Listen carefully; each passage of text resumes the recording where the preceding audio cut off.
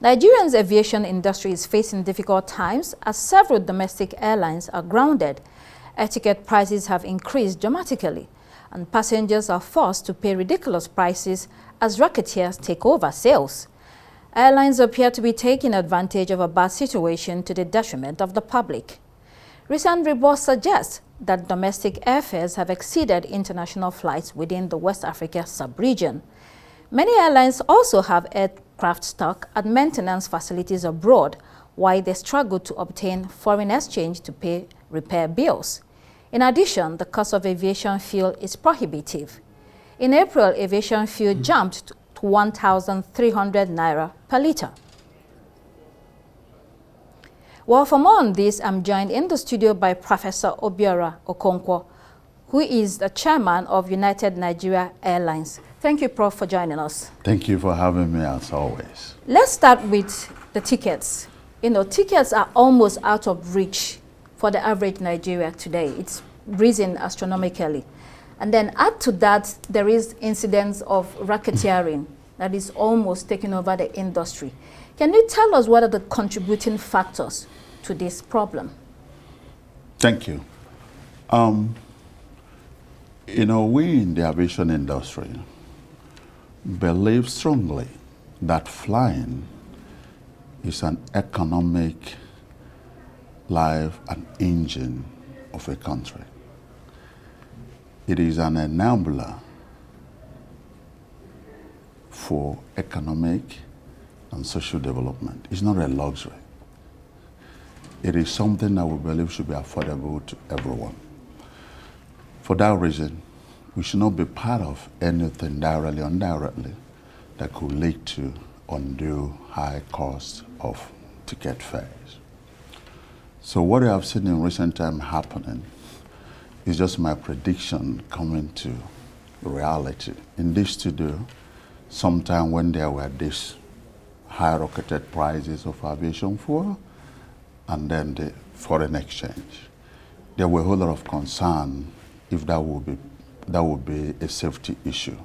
I assured this presenter and the whole nation that it should not be in any way a concern for safety, but rather with time, there will be more aircraft on ground than those flying, because accessing funds to maintain them will be difficult, and obviously it becomes an issue of demand and supply. When you have fewer aircraft to service larger number of people who are flying, it will bring a pressure to the cost. However, I can also assure you that we have been as reasonable as possible in the costing, because in aviation, it's not about what you sell a single ticket that matters or bring to you your profit or your gain. It's about the yield. The yield is about the cost of each available ticket in the aircraft. So, in as much as there could have been some people who are buying tickets at a very high cost, if you check the time these people are purchasing this ticket, it may have been on the travel day. You walked at the airport and you ask them to give you any available ticket and you are ready to pay for it. But so Prof, in that case, you become a victim of speculators. But if you plan your air travel long enough, 2 weeks, 3 weeks, as it is standard in all over the world, even if you are now, if you're going for summer, you had bought your summer ticket 3 months ago, it will probably be 3 times less than what you should pay for it by this time. But not exactly, Prof. Yes. In Nigeria, even if you buy your ticket a month ahead, the difference is not much. This started from, you know, maybe mid last year to towards the end of the year. Whether you buy 3 weeks ahead of time, 2 weeks ahead of time, the difference is not a lot. Well, I don't know where you get their facts, but from what I see from my own company and all other service providers in aviation industry, it's very clear. You have a starting point for a ticket. In fact, a ticket you could buy 220,000 on the day of travel could have started selling at 80,000 naira before that last day. Try that, and we can, if you just make a little test of it. If you go now and book for ticket 2 months ahead, you will see how much lower it will be. Well, let's move on to the issue of racketeering. You've explained the cost and all of that, but racketeering, how do we stop that? Because it also contributes to what we're experiencing as passengers. It's quite unfortunate because, one, I will encourage as many people as possible to buy through legitimate agencies, buy their tickets on time, go to the airlines. A good number of airlines have friendly app for booking tickets. You can book and buy directly for them. So I really think that the rest should be, you know, if it's coming from the touts in the airport, then it should be a question of security around the airport. But I can tell you, I hear about this high cost of tickets. Then I look at my own inventory and how much we are selling. In fact, last night I had a 1-hour meeting with my team. I'm saying, well, is this money not coming to us? So a good number of that money is actually going to not to the operators, but to some agents, especially for those who buy early. But if you buy on the travel day, come on, it is the rule of the game. If they have 10 tickets to sell and there are 100 people who are vying for it, they should go to their inventory and put the highest cost. So if we have shortage of aircrafts, which is a major problem, how long do you foresee this happening? Because we need this to ease off. Well, as long as the government do not understand the importance of aviation and make the appropriate investment in the aviation. Such as? Creating an enable environment for aviation industry to survive, which means access to single-digit capital, reduction of all the charges that are so extra enormous. The taxes, yes. In Nigeria, because we've just came back from South Africa on IATA conference. It is still on record that Nigeria has the highest cost of aviation services here in Nigeria. Every airline pay higher than even what you pay in the Western world. And we, the local operators, we are victims on a daily basis. Every ticket, don't forget, every ticket you sell, we have about 20 to 22 deductions. And That's some a of them lot. are reputations. We've been crying, and it seems that nobody's even asking us, what's paying you? Nobody's asking us how market, especially in the last 1 year. So I really think that we are worried about this. If nothing is done quickly, the factors that are still militating against this smooth operation is not holding well for better tomorrow. So how do you think this affects the safety and integrity of air travel? Well, I've said that before and I say it again. It has nothing to do with safety, because we have one of the strongest regulatory agencies in the world. That is NCA, under the leadership today of Captain Najuma.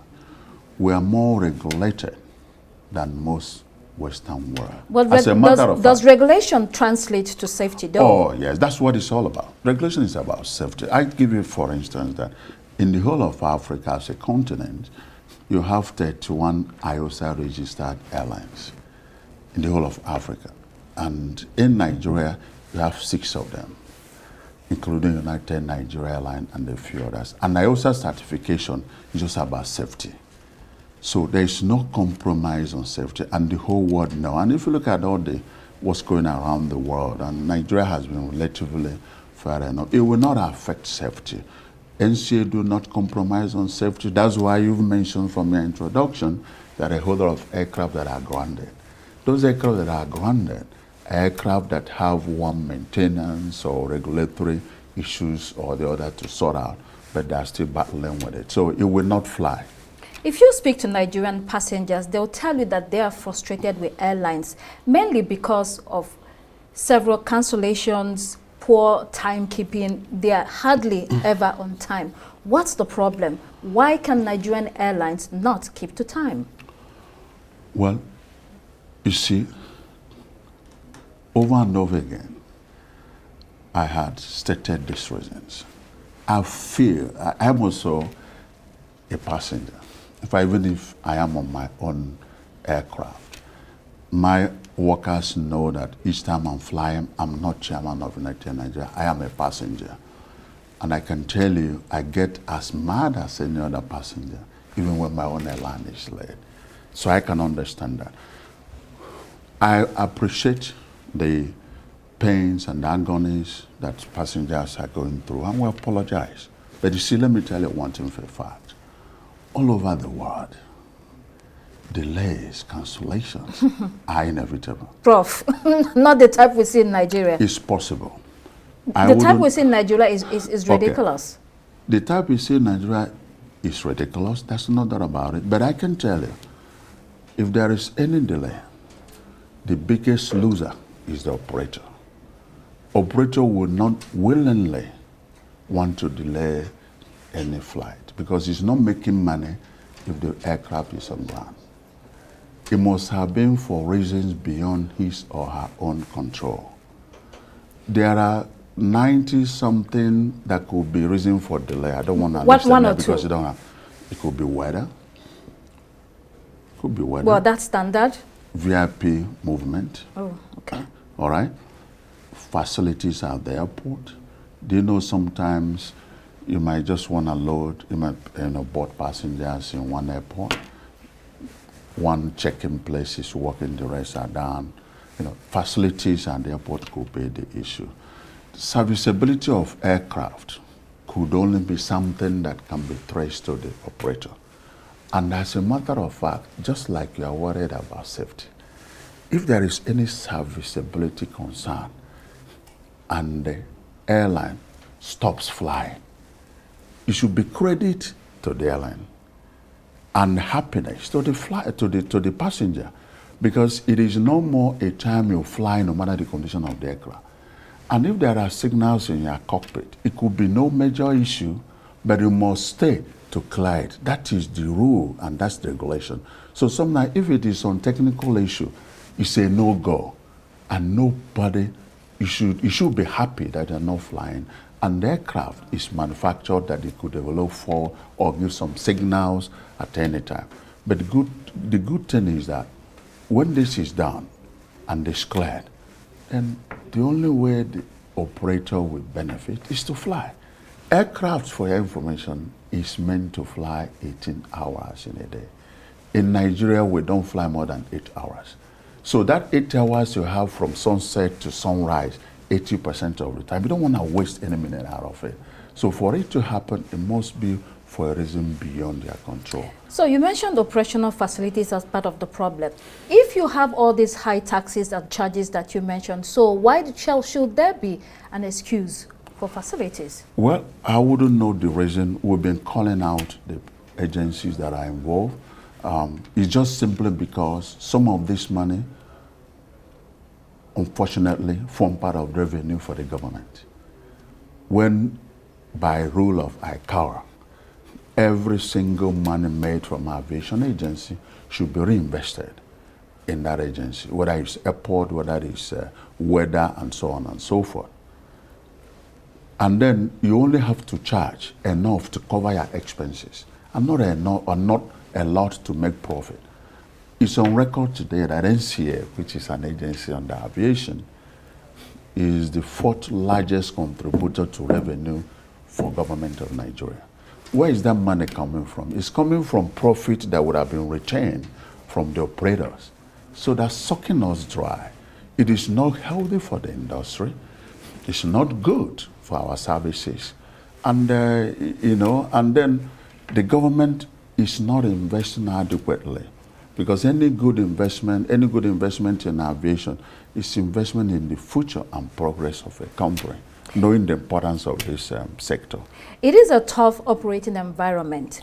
Do you see the ability of Nigerian Airlines to weather the storm? Well, we are already weathering the storm. If we don't have the ability and the resilience, it would have all been grounded. There have been enough shock in the industry for us to have all been collapsed. So I've said it over and over again in different outings.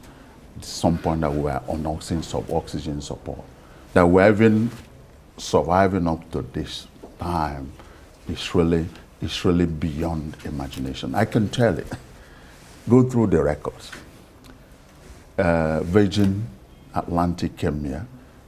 How long did it take it to survive? It just packed up and left. You can hardly survive here. They couldn't deal with the shenanigans. It can. If you see, I've said in one of my TV outings that if you see any operator that is making 1, 2, 3, 4 flights a day, I mean, if you see him just approaching with roses, it could be red or white, and say thank you for what they're doing, because the only thing we have in mind most of the time is not about the profit you have to make, but about the services you must have to offer to Nigerians, because we know the importance. Just imagine one day a life of no flying in Nigeria. Everything will collapse. But Prof, personally, why are you still in this business? It costs a lot, it's prohibitive, there's so many problems, aviation fuel is expensive. Why are you still holding on? Well, man, you must have to have the nature of resilience, fighting, and then you must have to have passion for the service, and then be patriotic to contribute your quota to economic and social development of this country. That is the driving force. But if it is just that thing that give you the money that you want, maybe you can make the same money some other places with less headache and stress. But you know, it's a great joy when you see that your aircraft taking off, taking people like we have in our mantra, uniting people and taking them to destination.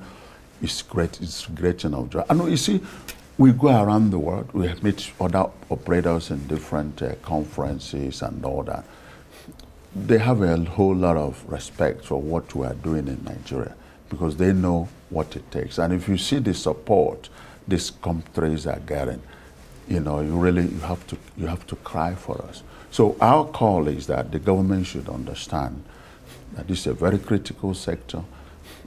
Investment here is a win-win situation. Right. It is one sector that any business, any ticket you sell, right, government has their own card. Okay. You know, and then if they do that, they will get the money back. And they, one way or the other, they're also enabling and facilitating all other aspects of business within the ecosystem of the economy.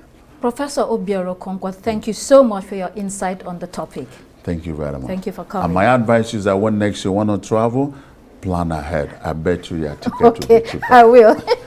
Yes. Thank you.